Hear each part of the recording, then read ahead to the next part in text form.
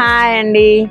ఈ వింటర్లో మనకు గనక ఇమ్యూనిటీ పవర్ ఎక్కువగా ఉంటే మనకు సీజనల్ ఇన్ఫెక్షన్స్, థ్రోట్ ఇన్ఫెక్షన్స్ అనేవి దగ్గరికి రావు. అలాంటి ఇమ్యూనిటీని పెంచుకోవాలంటే మన లెమన్దేనండి రోల్.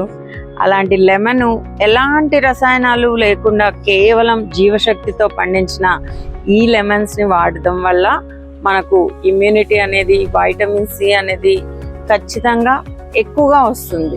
మనం లెమన్ ని జనరల్ గా లెమన్ వాటర్ తీసుకోవడం వల్ల మాత్రమే లెమన్ చాలా మంది యూజ్ చేస్తారు. కానీ నా దగ్గర ఒక అద్భుతమైన రెసిపీ ఉందండి. ఏంటో తెలుసా? అది లెమన్ తో రసం అండి, లెమన్ చారు. చాలా బాగుంటుంది.